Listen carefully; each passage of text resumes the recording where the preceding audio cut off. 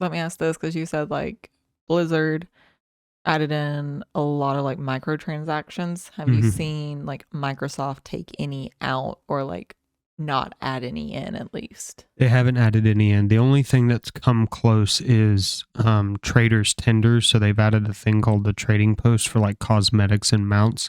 It's not gameplay affecting. So like you can't go there and spend real money and buy better raid gear. Everything that's microtransaction that was in the game by Activision has not been removed, though, which I get it. The genie's out of the bottle, can't stick it back in. Yeah. But that is a concession I am willing to make if they continue on this positive path. Yeah. You know, I definitely feel like I have a Destiny problem with World of Warcraft. There's a guy I saw on TikTok. He's like, he started playing Destiny when it came out day one, and now he's playing Destiny 2, and he's like, I'm in too deep. I can't back out now.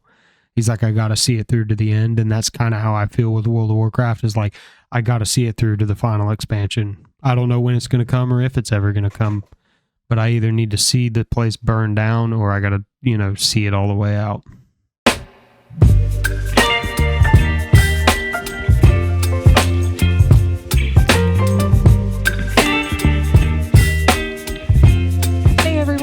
Welcome back to the Kayura and Mal podcast, where we are documenting my journey of my fiance trying to turn me into a gamer. For those new here, I'm Kayura, the newbie to the gaming multiverse. And I am Mal'Ganis, the overseasoned, overcooked veteran. Oh. You've been gone. You're finally back. Sorry guys, this is getting posted kind of late compared to normal. I've been busy. So I don't even know what we're talking about this podcast. So I am whinging and moaning about World of Warcraft. Okay. Actually, this podcast may not go up till tomorrow because I've got to set some things up. Check out our Patreon, or Ko-fi. I'll put the link in the description. Check it out. And then I got to look at some Spotify stuff, but I think that's going to require some recording, rearranging. We're gonna post a Spotify as well. Maybe. I was talking to Shadow about it, so we may be broadening. I know YouTube's not for everybody; it's difficult to play, but Spotify's audio only, so might be able to broaden the base. But I want to do the Patreon portion of it just because if you guys like us, it's the easiest way to support us, so we can buy her a boom arm. Yes, I desperately so that she can quit using a book. And maybe get her a new camera so that she doesn't look like she's in 2007 in a PvP montage where she palm pyros a poor shaman. Yeah, I like that it was when a pretty deep reference there. I like the video from your chair better than mine, but if you can't tell, he's the brains of the operation. I just kind of show up, partially because I don't have a lot of time. I am stupid. No, you're not. You're very street smart. That's saying someone's stupid, babe. No, it's not. There's a difference. I get it. I dropped out of college and you finished with 2 degrees. I get it. I'm book smart. That does not mean I'm smart. I seem to remember someone struggling to open a door at one point. I can't remember which car, though. Was it my Mustang or was it...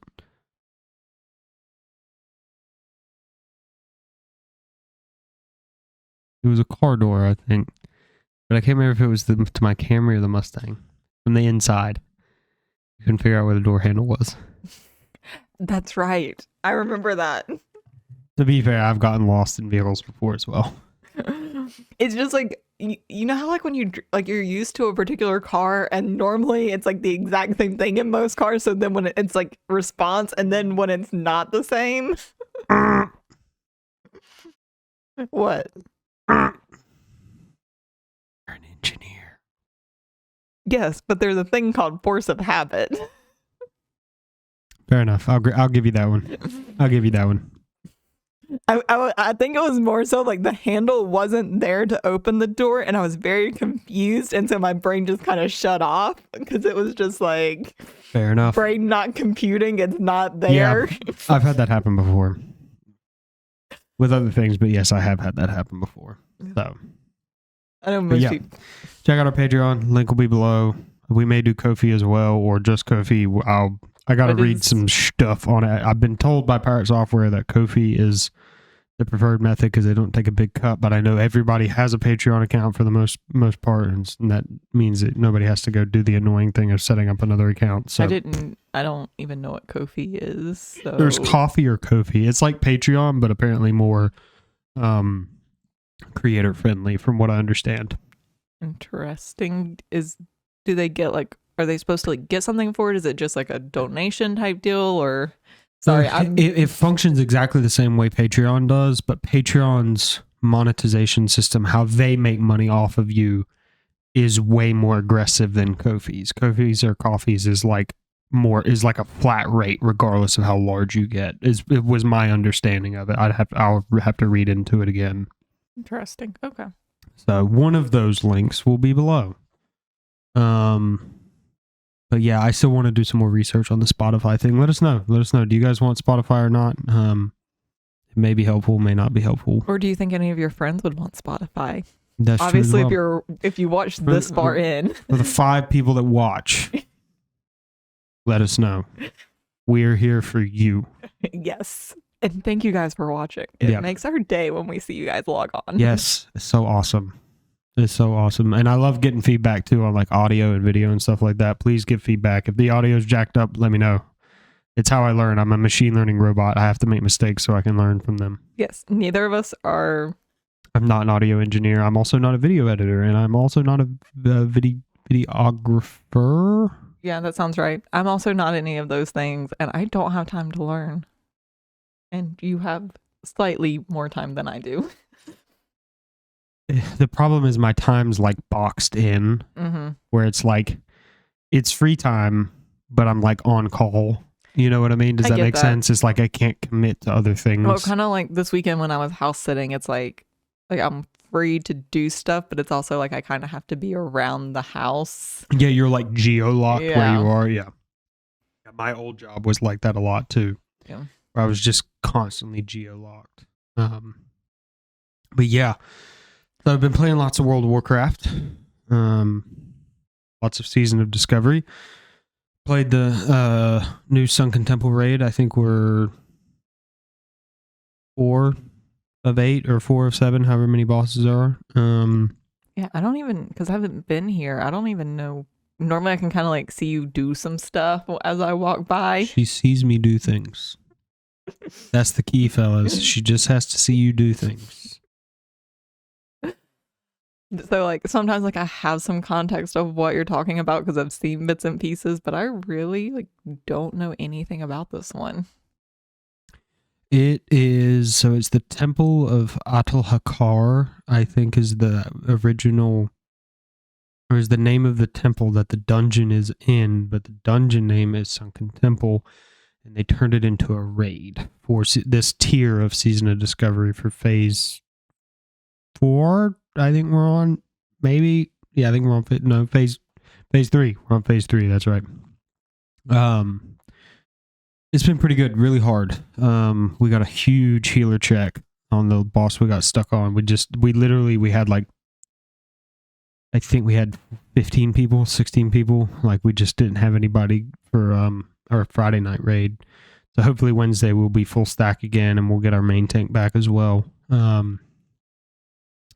So pretty stoked for that. And then, oddly enough, I had a conversation with my raid leader who was not excited for Cataclysm Classic. I'm pretty stoked for it. I hope somebody over here might come play it with me.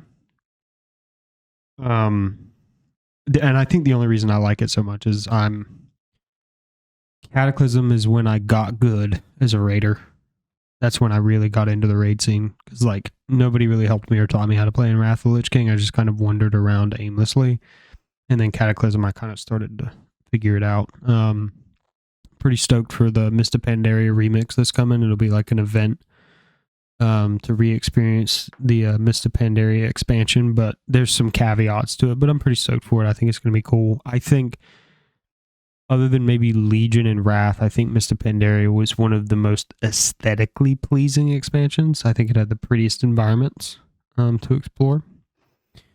And then other than that, the gaming drama of EA continues. They make poor business decisions. And apparently Star Wars Outlaws is probably going to suck, which is a giga bummer. So you kind of said something that raises a question to me.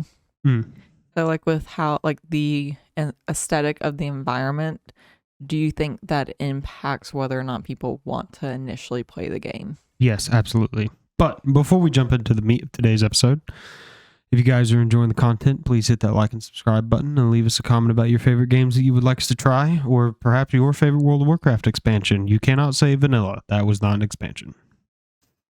So, but yes, that absolutely does affect, because there's times like what really got me into World of Warcraft was, so the first time I ever played WoW was Burning Crusade. I played on a friend's account, made a Draenei Paladin because I saw the cinematic of a Draenei Paladin, and I was like, yo, that's badass. I want to go make one of those. And then obviously I get into the game and I'm standing there with a wooden mallet like, oh, that's not what I thought I was. But I didn't get my own account until Wrath of the Lich King, so I'm technically classified as a Wrath baby. And then I ended up playing a druid for some weird reason.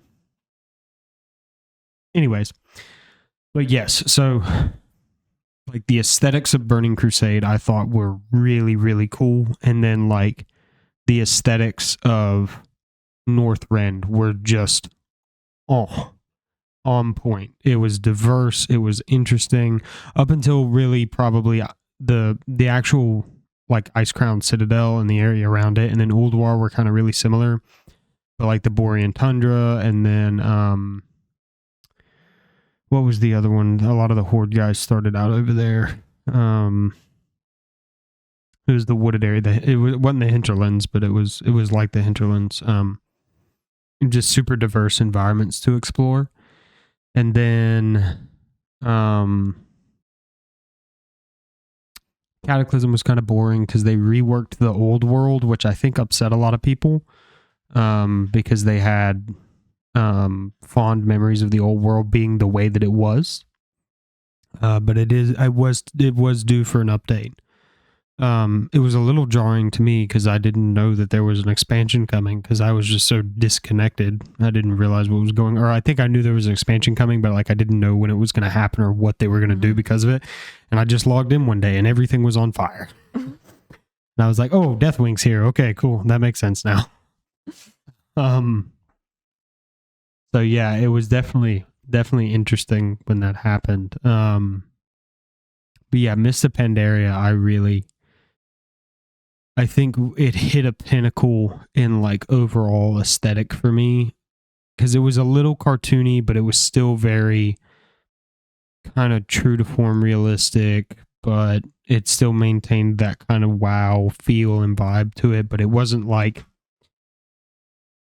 the structures weren't sourced off of like Warcraft 3 structure design. Like every Alliance castle or like fort or base is the exact same. It's all structured off of the Warcraft 3 original design, and it just was like that for 10 plus years. So, but this, they didn't have any of that to source from, so they had to make new stuff, and I really liked a lot of that new stuff and a lot of that new aesthetic.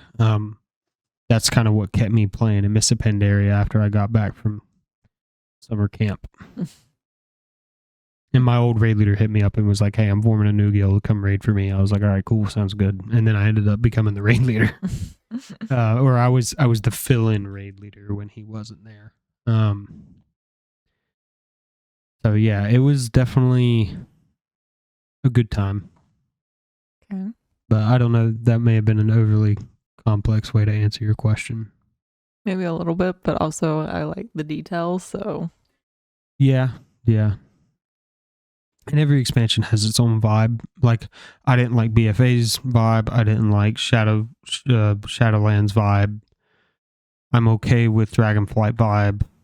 Warthen, I don't really know what the vibe's going to be so much because they haven't really done a lot of releases for it, but apparently we'll be underground, so we'll see what happens. Do you think they do a lot of different things to try to like broaden their like target audience? Yeah, so that started in Wrath.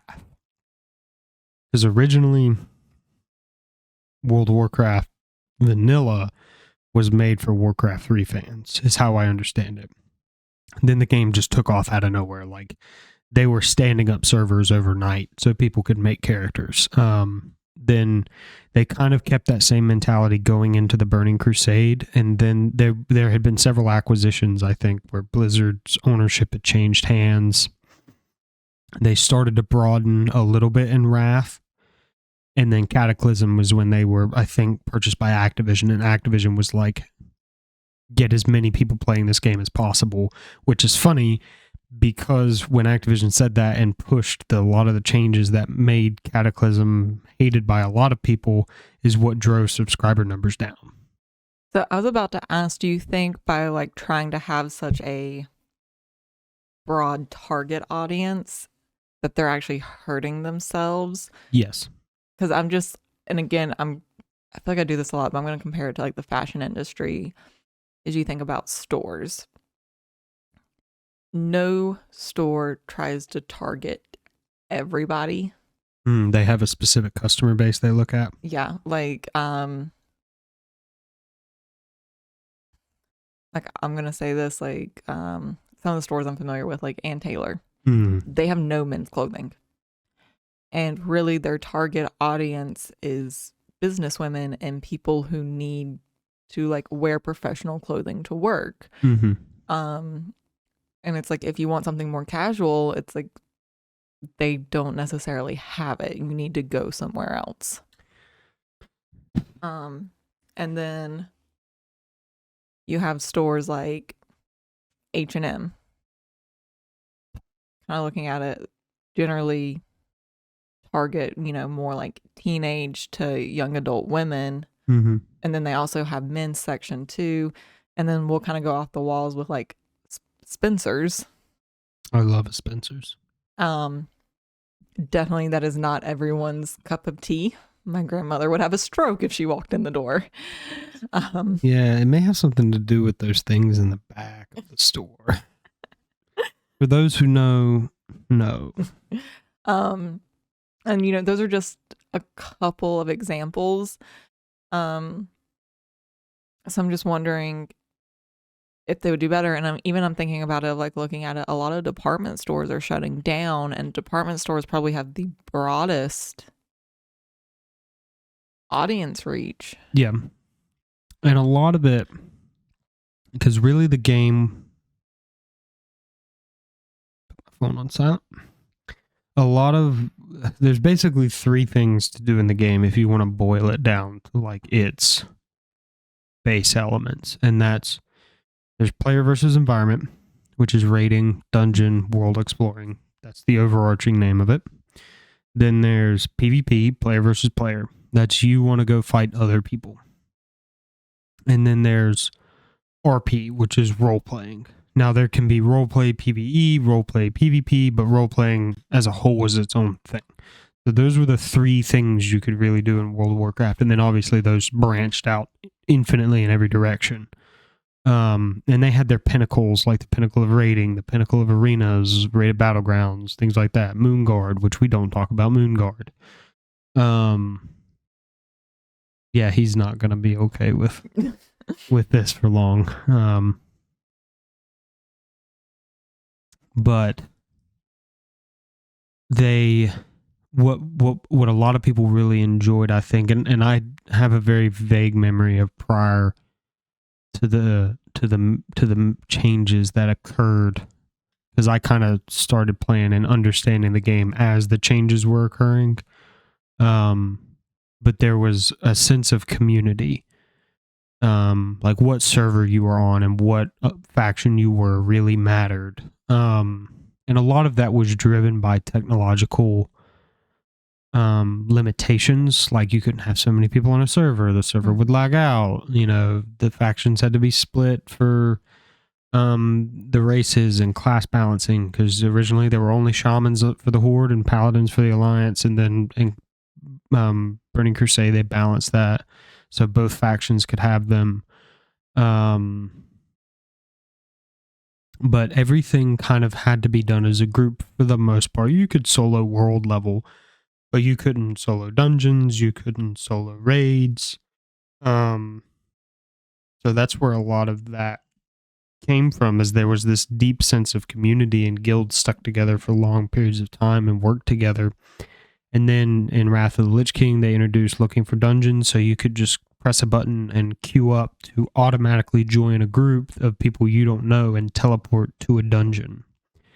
And then later in Cataclysm, they introduced looking for raid, where you could do the same thing to go join a raid, the most current raid, most current content that was originally locked because you had to go make friends with people. I think a lot of it could, if I could put my finger on it, was the stripping away of community was the issue. I think it really drove a lot of people moving away from World of Warcraft. And then the game is old. The UI is not that good. You have to rely on add-ons. There's a lot of different things that you have to add to the experience for it to work correctly. And then, you could get super granular about like raids now. Like a lot of people feel that raids are currently being designed for 3 guilds, not for the other several million people who play the game. It's being made for like 60 dudes that play the game professionally. Every raid this expansion, from what I understand, has been balanced around them and nobody else. So it makes the raiding community feel disenfranchised. With mythic dungeons and stuff like that. Like, that was a really good idea, and now they've made it to where it makes it feel pointless because there's no way to win. It just infinitely gets harder. So it's like, you know what I mean? Yeah. So to me, it sounds like they're just throwing stuff at a wall and seeing what sticks. And it almost, I'm going to ask this because I could be wrong in saying this. It almost sounds like they're coming from a place of desperation. Towards the final days of Activision's ownership of Blizzard, yes. Because Activision's entire business model is to ram as many microtransactions in a game as possible. That's their entire business model. And that's what they did with World of Warcraft when they bought Blizzard, because they saw we had a player base, 10 million plus. They were like, let's see how much money we can get those 10 million people to pay. But now Blizzard has been purchased by Microsoft, which they're already dropping bombs. It's just been W after W. Season of Discovery, W.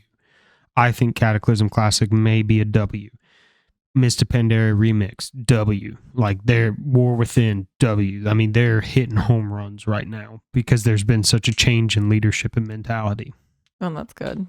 So, let me ask this, because you said like Blizzard added in a lot of like microtransactions. Have you seen like Microsoft take any out, or like not add any in at least? They haven't added any in. The only thing that's come close is traders' tenders. So they've added a thing called the trading post for like cosmetics and mounts. It's not gameplay affecting. So like, you can't go there and spend real money and buy better raid gear. Everything that's microtransaction that was in the game by Activision has not been removed, though, which I get it. The genie's out of the bottle, can't stick it back in. Yeah. But that is a concession I am willing to make if they continue on this positive path. Yeah. I definitely feel like I have a Destiny problem with World of Warcraft. There's a guy I saw on TikTok. He's like, he started playing Destiny when it came out day one, and now he's playing Destiny 2, and he's like, I'm in too deep. I can't back out now. He's like, I got to see it through to the end. And that's kind of how I feel with World of Warcraft, is like, I got to see it through to the final expansion. I don't know when it's going to come or if it's ever going to come, but I either need to see the place burn down, or I got to, see it all the way out. So I'm kind of curious. I'm just like thinking with video games. Ultimately, video games within itself is a tech industry. Mm-hmm.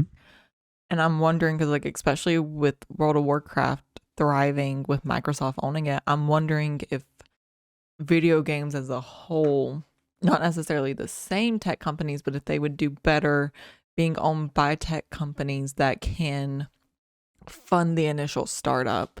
Because I feel like a lot of games struggle with that aspect. I think a lot of what happened, and this was seen at EA, and that's so these video game companies formed as studios, and they were originally run by software guys, like actual tech people. And then what started happening is they started making money, and then businesses and private equity, like these CEO archetypal people that they knew the technology, but they didn't know how to run the business itself. Well, the tech people, for the most part, yes. Not 100% true, but I think for the most part. But these like CEO moguls of their only purpose in life and their only value to the world is they just know how to make money. They don't know how to do anything else. Like Bobby Kotick has never played a video game in his life. Like I firmly believe that. But he's been the head of multi-billion-dollar companies before. He just knows how to make money. So those types of people started to buy out or take over these studios, and then that changed the culture. And that's when you started seeing microtransactions, because I remember a day when gaming companies would give you half of a game on a disc as a demo disc saying, hey, please buy our game. Now we're on the opposite end of the spectrum where, hey, pay us twice as much as you normally would for a video game before we've even finished it. You know what I mean? Like we're on a completely different time scale now, which is frustrating. Yeah, and I do think part of it is, so let me see if I can kind of explain this in a way of software developers, their value has drastically increased over the past few years. I can see that. And it really, like, wherever a software developer was, they were always valued, but the need and want for them has drastically gone up, meaning their salaries have drastically gone up. And I can see this too, and I kind of heard a little bit of this when I was in school, of particularly coming from a startup, something like a video game startup. They had this cool idea, they're trying to make it. But if you go there, you're gonna make less money. Yeah, so that I think was driven by, so game development, I feel like, as a subsect of actual software developers, I feel like you can learn game development, but not necessarily learn the core tenets and core strengths of software development to a degree. Not always, but to a degree. And I feel like a lot of the people who ended up just being game devs, that section was flooded by people like me that, we grew up playing video games. I want to be a game dev. I want to help make video games. Well, we all cut straight into those programs. We don't go up a traditional software development tree. And there's way too many of us. And basically these companies like EA and Activision Blizzard, or now Microsoft Blizzard, I think Microsoft is a little bit different in their talent pool management. He's going insane. He's breaking my concentration. They turn and burn. So they function like factory workers, where they, like Activision does this for Call of Duty. They'll hire 500 people to develop the next Call of Duty game. They'll churn it out in 12 months, and then they'll fire 90% of the staff. And they'll do it again next year, and then they'll do it again next year, and it's just this constant grinding cycle. Honestly, that's a big part of the engineering industry in general.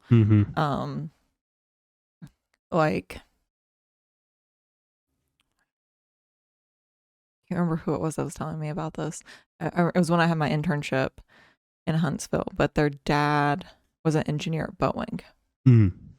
And Boeing had some massive like government contract project that lasted like 20 years. Mm-hmm. The day the contract ended, everyone on that project was laid off. Yep. And then 6 months later, they're hiring all of them back because they got another project. Because they have to maintain that bottom line and solvency for that 6-month period. Yeah. That's basically what it is. But it's just like, to me, that was a little very eye-opening with that, but also a little mind-blowing. And I feel like video games definitely do the same thing. They kind of, but it's like now with video games, like particularly like, and I'm kind of talking about like these small companies that like someone has an idea and they start building it and trying to get funding and trying to get people to come. It's like when you're coming out of it, of like, and I'm kind of talking about like computer science majors, particularly. A lot of them go into it because they want to be game developers, and then they get out of school and it's like, okay, Microsoft offered them a job making $120,000 straight out of school, and they get job security with it. Job security, or they could go to this like really cool video game startup, but they're only going to be making like 75 a year. Oh, less than that. Some of them don't even get paid. Yeah.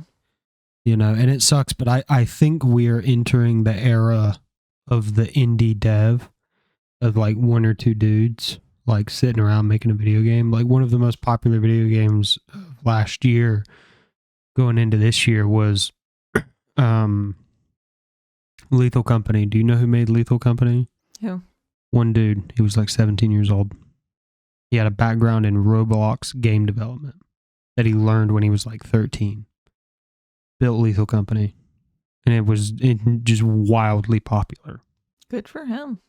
You know, but I think we're in, because the technology, software that's available now is so readily available and accessible. I think we're entering an era of these like AAA, quadruple A, megacorp video games.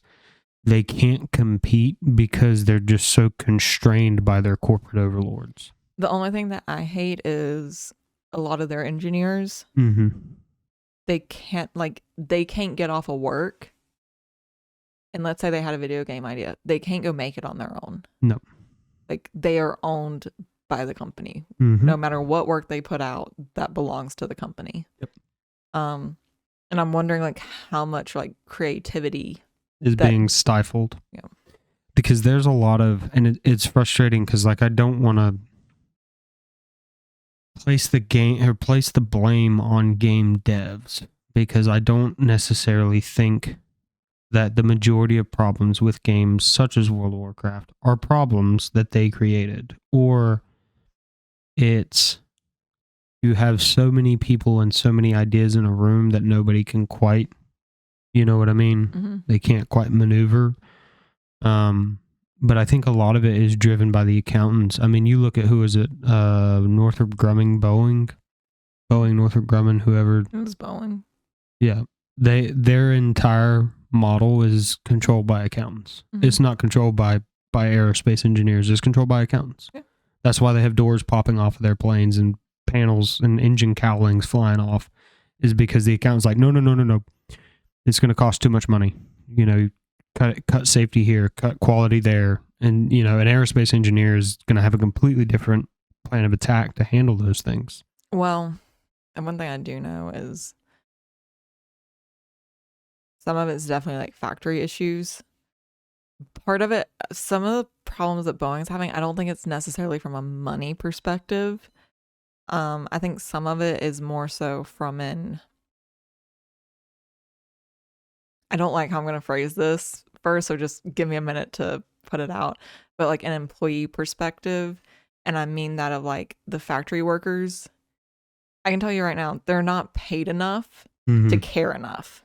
There's that. And that's like, and that does it, and in some ways that is like an accountant thing, but I do think it's like they have issues like occurring at the factory because like their employees, it's a job. Mm-hmm. They're doing the bare minimum because they're being paid the bare minimum, and you can't really blame them either. Yeah, that's true. And a lot of it too, there's subcontractors like part providers and stuff like that. Mm-hmm.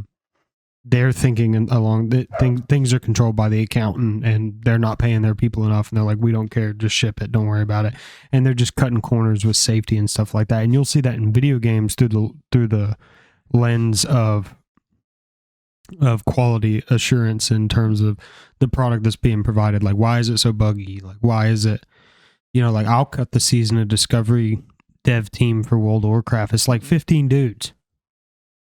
Like, if the boss is a little buggy, I'm not worried about it because it's literally 15 guys. Like, it's a very, very small team. But I will say this. So in engineering, there is a thing called margin of error. Right. Meaning, okay, you're building a table mm-hmm. and it needs to hold 20 pounds. Mm-hmm. You design it to hold a little bit more than 20 pounds. Yep. So what that means. The general,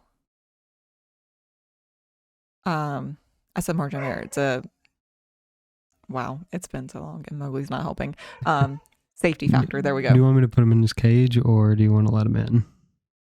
He's gonna know. He can probably be better off in his cage. Okay, I'll be right back. We're going to teleport to the future. Okay. What was it? Factor of safety? Yes, so factor of safety. So essentially what that's saying, like if the general factor of safety in engineering is 15%. Meaning like when you're designing the table, you're designing it to hold 15% more weight than what it actually is. Okay. If you're building a car, the max speed, so let's say the max speed is 100 miles per hour, you're actually going to design it to go 115. Okay. So that way, like, because over time parts wear out. Mm-hmm. So that means that, people can push that max speed mm-hmm. and not wear the car out because it actually was designed to do more than what you're being marketed as. Okay. And they'll put things in there to like actually stop it for certain things, but in aerospace, the factor of safety is not 15%. The factor of safety is only 5%. Concerning. So the reason it is 5% is because if it was 15%, the plane would never get off the ground. Too heavy. It would be too heavy. Okay, that makes sense. Yeah, the cats are obsessed with that box. Her ADHD is kicking in right now.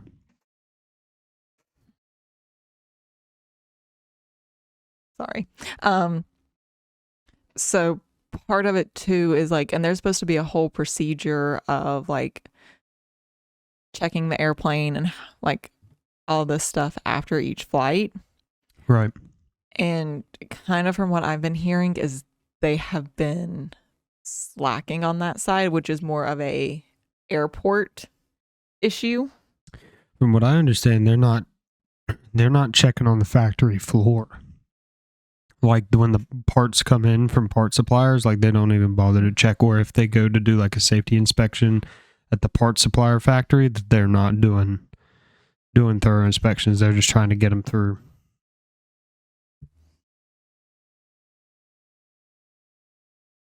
I'm jealous. Got my baby. I'm happy. You miss me. He's purring like a motorboat. Yeah. And I have heard that. I think there's a lot of different things going on. And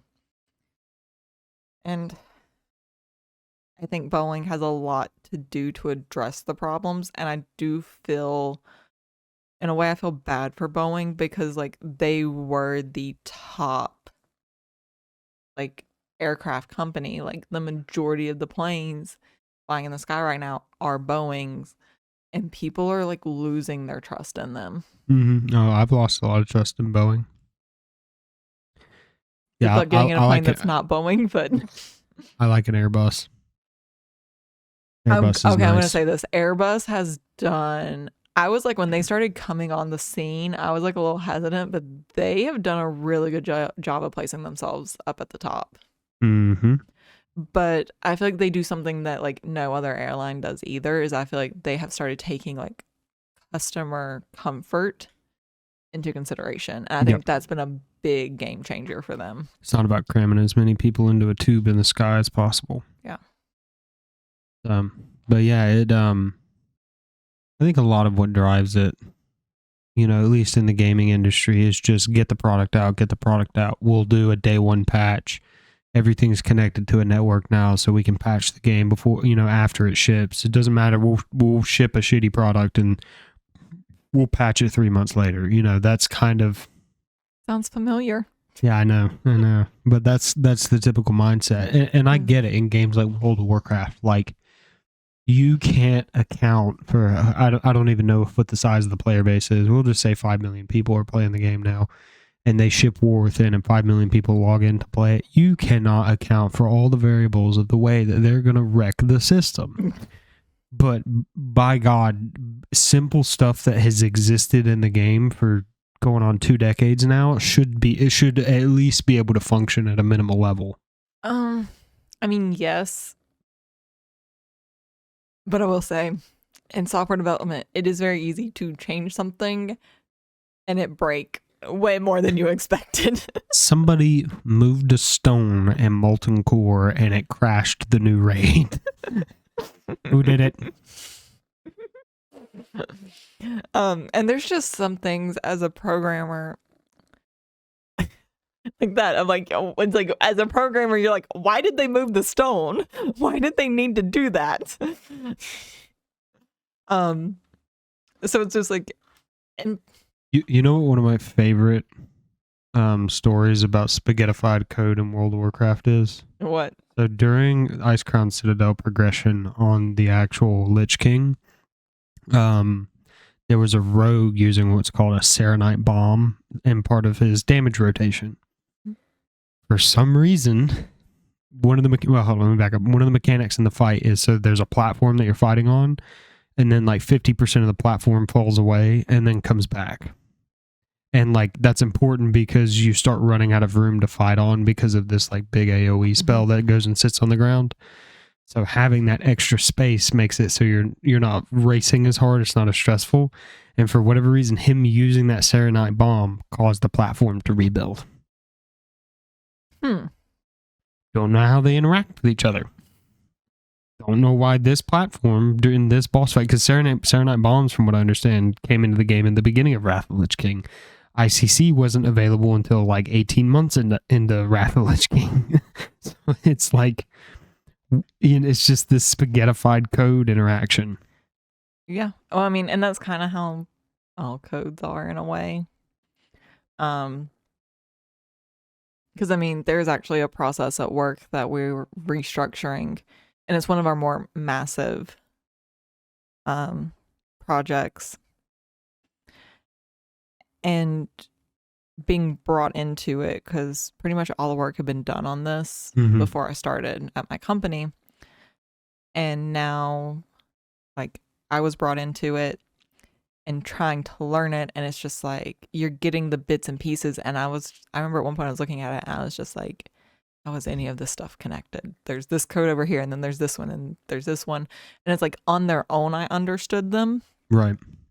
But seeing how they all came together was very difficult. And it wasn't until, and part of it too is like you're trying to get it done, but you're also like, you only work 40 hours a week and you have all this other stuff to do and other projects to work on. And so it was like trying to balance understanding with other work. But then I was actually handed a task where they wanted some information like mapped out with how the project worked.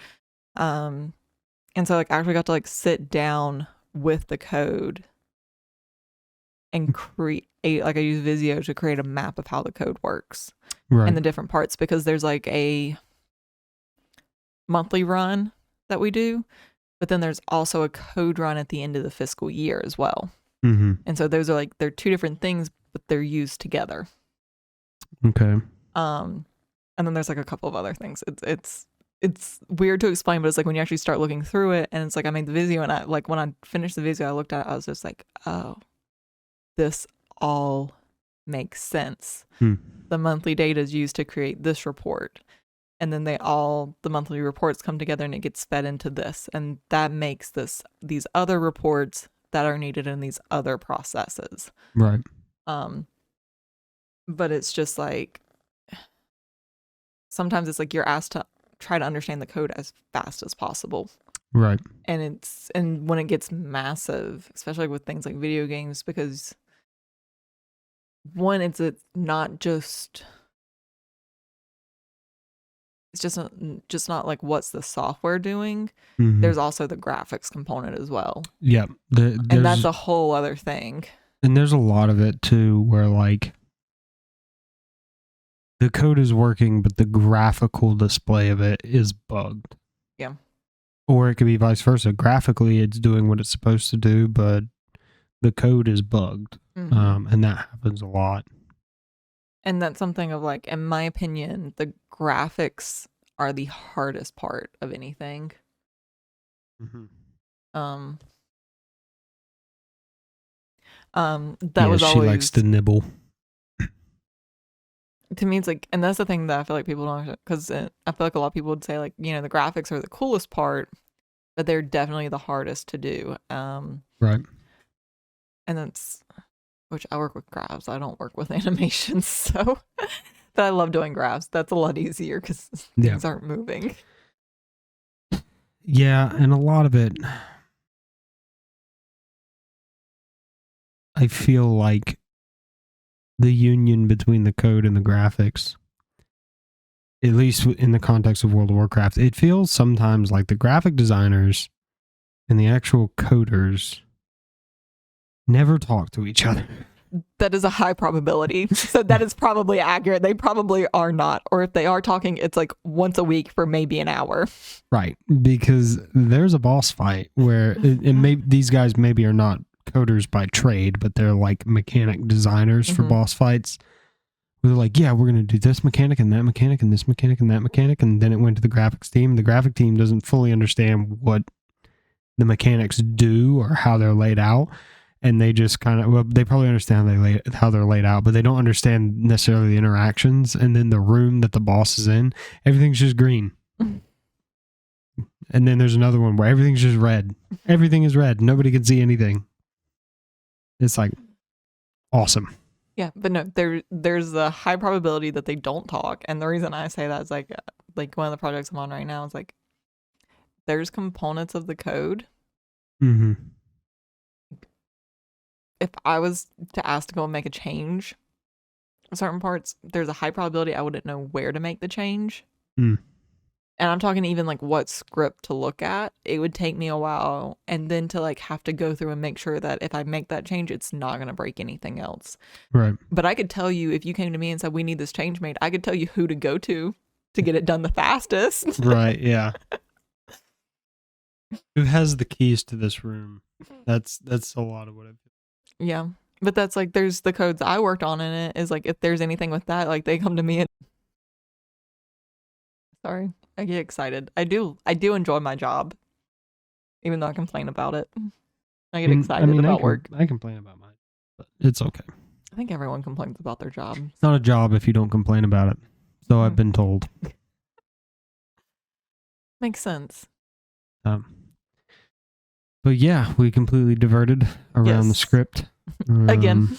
I actually warned Shadow about that if he becomes a guest. He's like, that's fine. I'll re-divert her. He's like, I will side rail her back into the script. I would like to see him try. I'm just going to mention the SR-71 Blackbird and just watch you run away. Mach 3.4. Oh. Whole physics lesson going on in the background. Yeah. I still need to get you a whiteboard to put back there so you can start drawing out. I can explain all of how Mach 1, Mach 2, how all that works, because the speed of sound is not at a constant. Is Mach by orders of magnitude? So it's like Mach 3 times the speed of sound? Yes. Or, okay, so it's not. Okay. Yep. Yeah, you're just multiplying it, but the speed of sound is not a constant number. It's dependent upon what atmospheric density? The density of the air. Oh, okay. Because that impacts how quickly the air particles run into each other to transfer the sound. So if it's if the high pressure, the density is really high, the air particles are really close together. Mm-hmm. So like as I'm talking, the ones right in front of my mouth are gonna hit the particles around them a lot faster. Okay. To get to your ears. Okay. But if they were like really far apart,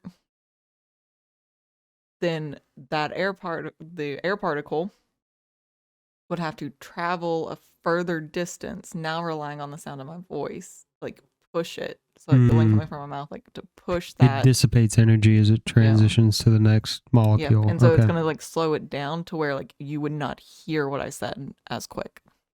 The more you know. Yeah. And that was kind of a simplified version, but it's a good way to explain it. So the speed of sound is not constant, but the speed of light is. Yes. That was your physics lesson for the day. It was mine too.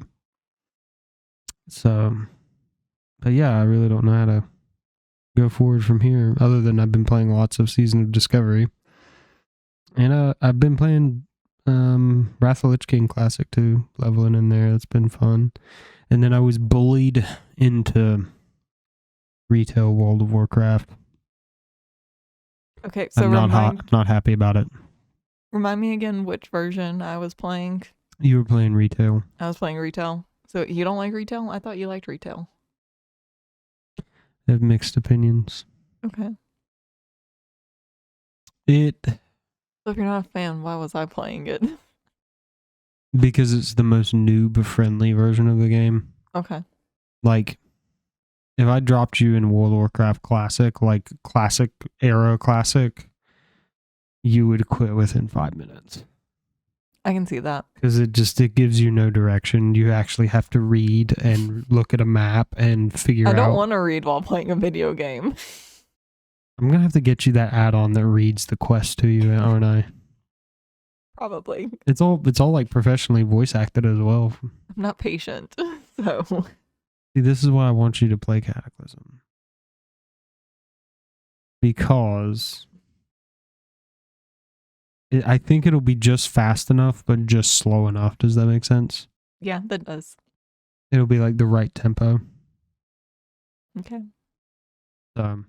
That actually brings me to my segment 3. Yeah, I was about to say we're at segment 3. Yeah, I know. I keep bouncing around. So I think Cataclassic might be the right vibe for you, but I don't think Mage is the class for you. Why do you say that? They're too complicated. You need to play a simple class. Fine. I like the Mage. You can play it if you want. They're different in Cata. So it's like the character classes aren't even the same across the different.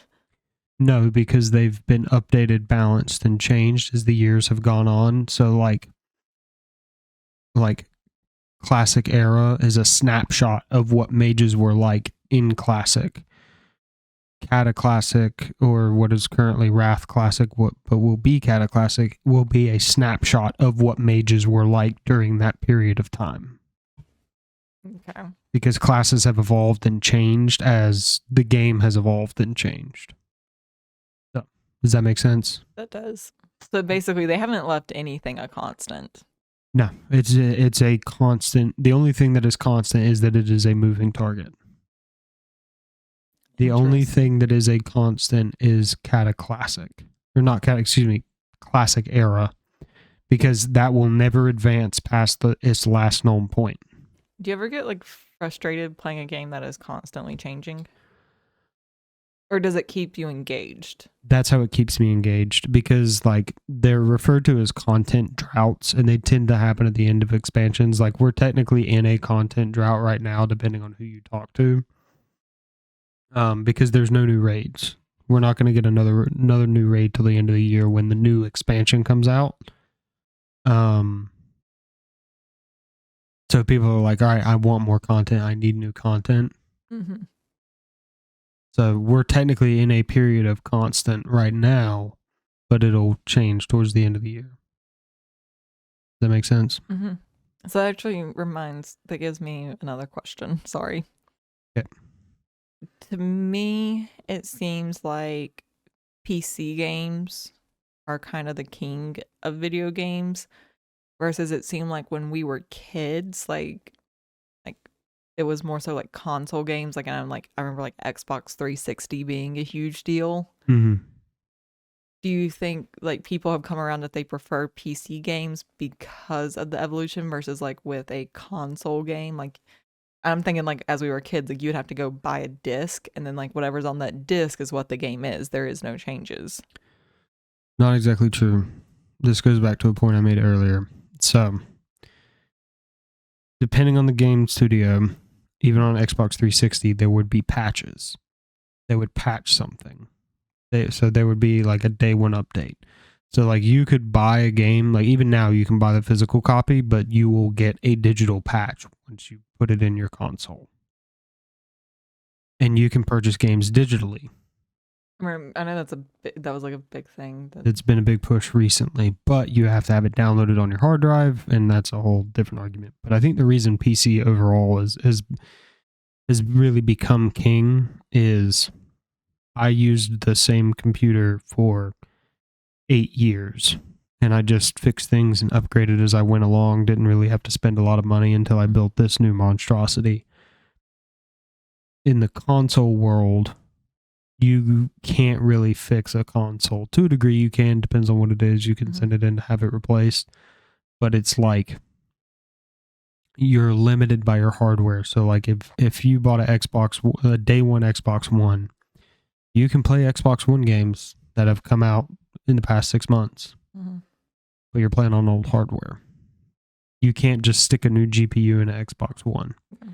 I can stick a new GPU in that thing. Well, and that was kind of like, I remember it being like, because their use, at one point, I was not a video game person, so like, correct me if I'm wrong. I know at one point it was just like they were making the disc where they were compatible with the older models, but then it's like they stopped. So it's like it was like there were some games that was like you had to buy the new console to play this new game. Yeah, and that's always been a marketing thing. They wouldn't make the disc where they were compatible with older models. Like when GTA 5 came out, there was GTA 5 for Xbox 360, and then there was GTA 5 for Xbox. That was the... Mm-hmm. I feel like I'm thinking more of like, maybe I just don't know enough about this. I feel like Nintendo did a little bit better with like compatibility, or like they would make, or I remember, so like I'm thinking like handheld video games when I make this, as they would make like adapters. Yeah. So yeah, it's like you could play the new game without having to buy the whole new device. And I don't think it went that way. I think it went the other way, where you could plug older games into newer versions of the Game Boy or the Nintendo DS. Because the cartridges got smaller as the generations went forward. I feel like they had devices to go both ways. Mm-hmm. Because I remember my brother having an attachment because like the cartridge was like too small. I think you could have played DS games on a Game Boy Advanced. I think you could probably do that, but a lot of it went against their marketing strategy because they're trying to sell their new handheld. And I'm going to say this was like, when I'm thinking about this, like I was maybe like 4 years old. Oh yeah, so that would have been like what, 2001? Yeah, like 2000, 2001, like yeah. that age. So it's like, yeah, right when the original Xbox came out. Because originally the war was Xbox versus PlayStation. And it was like PlayStation had these games and Xbox had these games. And they were, you had to pick one. You couldn't, you know what I mean? Yeah. But that's one thing that's nice about PC is PC doesn't care. for the most part, there's only a handful of games that PC can't play, and that's because the people who own those games, like the studio that owns them, or not the developer, but the production or whatever distributor is like, no, you're not allowed to port that to PC, which is really dumb. But You'd think that would end up making them more money, but they're more interested in console sales than they're interested in game sales. okay, that would make sense. They want to sell more PlayStations. They want to sell more Xboxes. That's the mindset. But PC's always been king because it's the original. It's the original game console. You say it's always been king. Maybe I just don't know what I'm talking about. I feel like there was a point, and I mean, I was probably 5th grade. And this was just like around the time that like Xbox 360 was coming out, that like I feel like for just a little bit, console was king just because of the hype around it. So really, if you go back to the early 90s, late 80s, all the way to about probably 2015, there was about a 20-25 year period where consoles would have been considered king because they were the most market accessible. And that's the thing too, like I'm thinking about it like growing up, like we had TVs in the house, but we had one computer, and that computer definitely was not a gaming computer. Well, that's the other part of it is because gaming computer quality parts didn't become a thing until much later in the evolution. And now, especially with how easy it is to build your own computer, that's why. Because, I mean, when I say PC was king, PC was always king because it could just play anything for the most part. But I think king is like most popular. Yeah, I mean, you could definitely say that consoles were more popular, but the PC gaming population, I think, has always probably been larger. Or it wasn't eclipsed for very long. And I think a lot of what drove that was like when Valve came out with Steam, CSGO existing, or not CSGO, it would have been like Counter-Strike 1 or Counter-Strike 2 or Counter-Strike Source, Team Fortress 2, Ultima Online, what are some other oldies but some goodies? RuneScape you couldn't play on console. Just different stuff like that. But no, I mean, console was definitely like the most popular in terms of like what was visually being seen.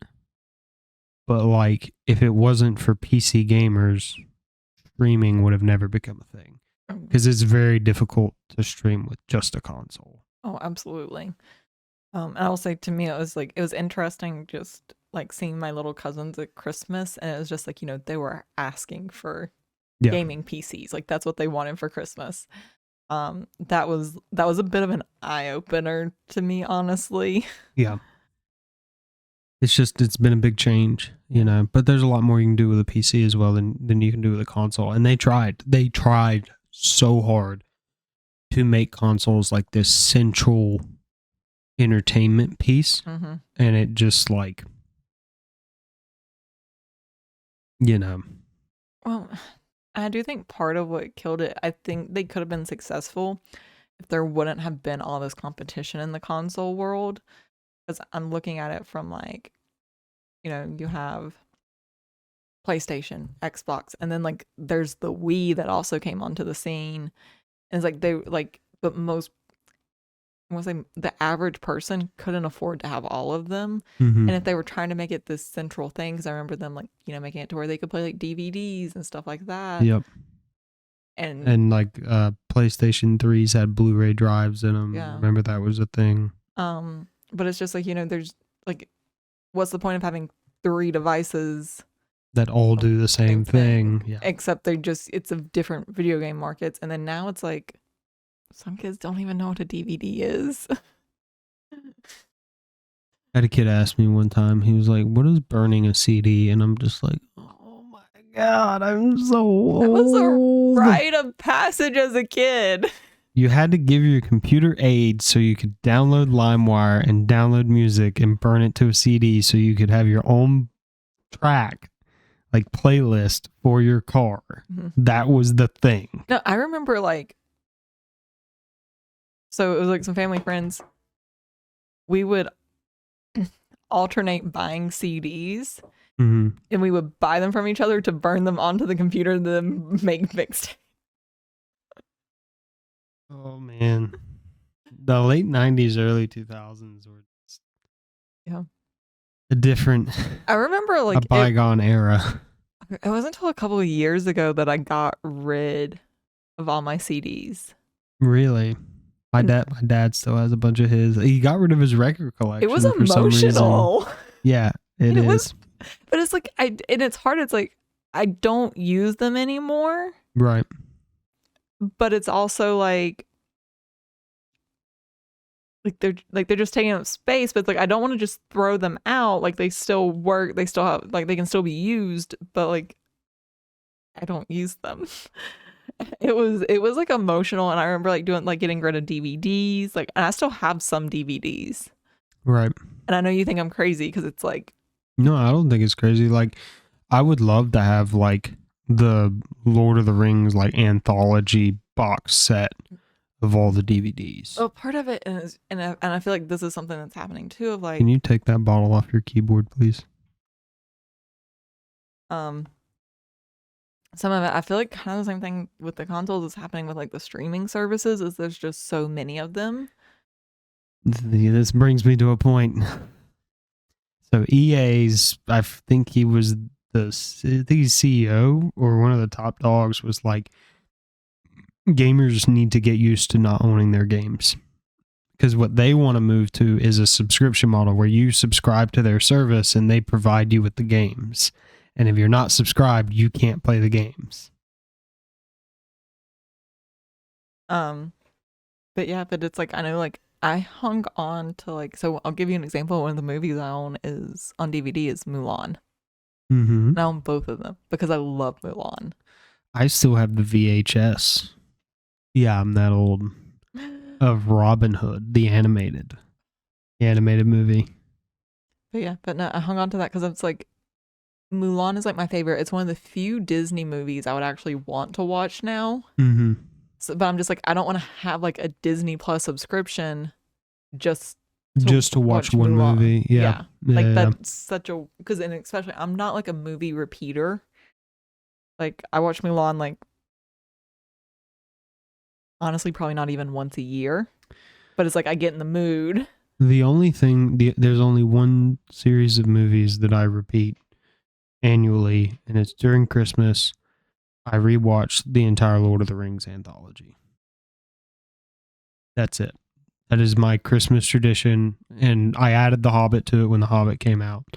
I watched The Hobbit, and then I watched Fellowship, the Two Towers, and then Return of the King. Yeah, but it's I know some people love rewatching movies. I cannot do it. It gives you a sense of control. That's why a lot of people do it. But for me, Lord of the Rings is the signaling of Christmas. I can see that. I mean, and Christmas movies are something that I love to rewatch because for me, it's more about being in the holiday spirit. It's not about the movie itself. Right. Versus, because to me, it's movies aren't a point of control. They're entertainment. Right. And to me, it's once I know what's going to happen, it becomes less entertaining. Mm-hmm. But part of the reason I like Mulan is I love the music in there. I will always find the music entertaining. It does have a banger soundtrack. Not gonna lie. Make a Man Out of You. Oh, that was Treasure Planet. Banger soundtrack. Undisputed banger soundtrack. To me, I could just get entertainment out of just listening to some of the Mulan songs. Yeah, I get that. So. Alrighty then. Well, thank you so much for coming and hanging out with us. We hope you enjoyed the content because we love making it for you. If you made it this far in the video, thank you so much. We love having you guys and we hope you enjoyed it. Peace. Bye. You whip up my appetite. Don't leave me here high and dry.